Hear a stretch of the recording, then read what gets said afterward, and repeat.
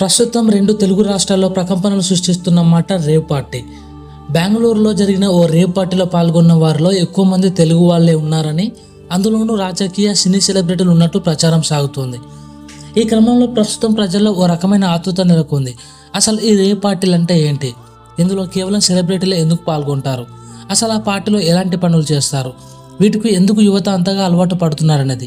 తెలుగు ఇండస్ట్రీకి చెందిన వాళ్ళలో నటి హేమ పాల్గొన్నారంటూ పోలీసులు చెప్తుంటే, నేను లేను బాబోయ్ అని ఆమె వీడియోలు విడుదల చేస్తోంది. Hero Srikanth, dance master Jani కూడా ఉన్నారంటూ వార్తలు వైరల్ అవుతుంటే, అది మేము కాదు అంటూ వాళ్ళు కూడా క్లారిటీ ఇచ్చారు. ఇదంతా పక్కన పెడితే అసలు రేవ్ పార్టీ అంటే ఏంటి? లోపల ఏం చేస్తారు? పోలీసులు ఎందుకు రైడ్స్ చేస్తారు? అందులో పాల్గొన్న వాళ్ళు ముఖాలు కూడా కనిపించకుండా ఎందుకు ముసుగులు వేసుకుని వెళ్తుంటారో తెలుసుకోవాలని ఉత్సుకత సామాన్యుల్లోనే నెలకొంది. సో దీని గురించి మనం ఈ వీడియోలో డిస్కస్ చేద్దాం. సో వీడియోలో చాలా ఇన్ఫర్మేటివ్గా ఉండబోతుంది. ఎక్కడ స్కిప్ చేయకుండా ఎండ్ వరకు చూడండి. కుదిరితే ఒక లైక్ చేసి సపోర్ట్ చేయండి. ఇండియాలో పాశ్చాత్య సంస్కృతి రోజు రోజుకు పెరిగిపోతుంది. ఈ క్రమంలోనే పశ్చిమ దేశాల్లో ఉన్న కల్చర్ ఇక్కడికి కూడా పాకుతోంది. సెలబ్రిటీలు, డబ్బున్న బడాబాబులు అక్కడే చదువుకోవటమో లేదా తీరిక సమయాల్లో అక్కడికి వెళ్ళి తనివి తీరా ఎంజాయ్ చేసి వస్తుండమో జరుగుతుంది. ఇలా అక్కడున్న కొన్ని కల్చర్ల రుచికి అలవాటు పడిన సెలబ్రిటీలు, ప్రముఖుల పిల్లలు అదే ట్రెండ్ను ఇక్కడ కూడా కొనసాగించే ప్రయత్నాలు చేస్తున్నారు. అందులో భాగంగా వచ్చిందే ఈ rave party. Rave party culture అనేది 1950లో ఇంగ్లాండ్లో మొదలై మెల్లిగా ప్రపంచమంతా వ్యాపించింది. ఈ కల్చర్ ప్రారంభమైన కొత్తలో క్లోజ్డ్ ఏరియాలో పెద్దగా మ్యూజిక్ పెట్టుకోనో లేదా లైవ్ పర్ఫార్మెన్స్ ఇవ్వటమే, దానికి మైమర్చిపోతూ డ్యాన్స్ చేస్తూ ఎంజాయ్ చేయడం ఉండేది. ఇక పాశ్చాత్య దేశాల్లో సాధారణంగానే మద్యం సేవించే అలవాటు ఉండడంతో అది కూడా కంటిన్యూ అయ్యేది.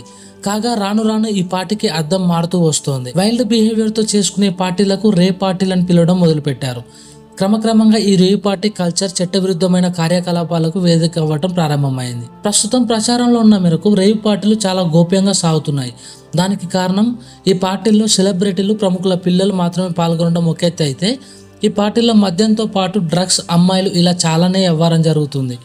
ముఖ్యంగా యువత ఈ పార్టీల్లో విచ్చలవిడిగా డ్రగ్స్ సేవిస్తూ ఆశ్చర్య నృత్యాలు చేయటం, అది హద్దు మీరి శృంగార కార్యకలాపాలు జరుగుతాయని, అన్నిటికీ అన్ని రకాలుగా రెడీ అయిన వాళ్ళు మాత్రమే ఈ పార్టీలో పాల్గొంటారని సమాచారం. సాధారణంగానే రేవ్ పార్టీలు అంటే చాలా ఖరీదైన వ్యవహారం. బెంగళూరులో జరిగిన రేవ్ పార్టీ ఎంట్రీ ఫీజే సుమారు 50 లక్షలట. ఇంత ఖర్చు చేసి నిర్వహించే రేవ్ పార్టీలను చాలా గోప్యంగా నిర్వహిస్తారు. ఈ పార్టీలో ఎంపిక చేసిన వ్యక్తులే, అది కూడా పరిమిత సంఖ్యలోనే పాల్గొనేలా ప్లాన్ చేస్తారు. తెలియని వ్యక్తులను అసలు అనుమతించరు. ముందుగానే ఈ పార్టీలో ఉండే కార్యక్రమాల గురించి చెప్పడంతో పాటు పాల్గొనే వాళ్ళ రిక్వైర్మెంట్లను కూడా పరిగణలోకి తీసుకొని పార్టీని ప్లాన్ చేస్తారని తెలుస్తోంది. ఇక ఈ రేవ్ పార్టీని బడాబాబుల ఫామ్ హౌస్లోనో లేదా గెస్ట్ హౌస్లోనో ఈ పార్టీ నిర్వహిస్తుంటారు. 24 గంటల నుంచి 3 రోజుల వరకు నిర్వహిస్తారని సమాచారం. అందుకు తగ్గట్టుగానే ఫుడ్, కూల్ డ్రింక్స్, ఆల్కహాల్, సిగరెట్లతో పాటు రకరకాల డ్రగ్స్ కూడా ఏర్పాట్లు చేస్తారట. ఇక కొన్ని రేవ్ పార్టీల్లో అయితే ప్రత్యేకంగా లైంగిక కార్యకలాపాలు కూడా మెనులో ఉంటాయని తెలుస్తోంది.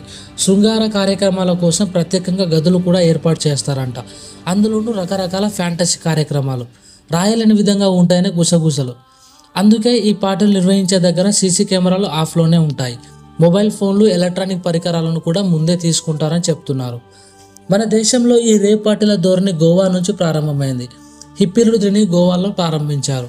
తర్వాత ఇటువంటి పార్టీలు ధోరణి వేగంగా అభివృద్ధి చెందుతున్న నగరాల్లో పాకింది.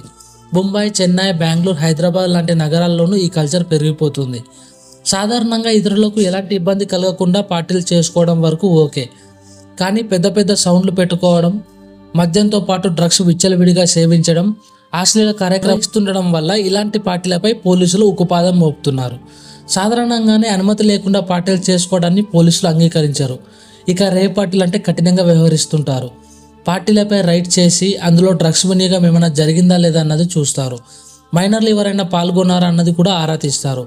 ఇక అశ్లీలత ఏమైనా ఉందా అనేది కూడా గమనిస్తారు. పార్టీలో పాల్గొన్న వాళ్ళందరి నుంచి బ్లడ్, హెయిర్ శాంపిల్స్ తీసుకొని టెస్టులకు పంపిస్తారు. కుటుంబ సభ్యులకు ఫోన్ చేసి రప్పించి కౌన్సిలింగ్ ఇచ్చి పంపిస్తారు. డ్రగ్స్ వాడినట్టు తేలితే వాళ్ళని అదుపులోకి తీసుకొని మిగతా ప్రొసీడింగ్స్ చూస్తారు. సో ఇది ఫ్రెండ్స్ రేవ్ పార్టీ అంటే. సో వీడియో నచ్చితే డెఫినెట్గా లైక్ చేయండి అండ్ మన ఛానల్ అయితే సబ్స్క్రైబ్ చేసి సపోర్ట్ చేయండి. Thank you for watching. జై హింద్.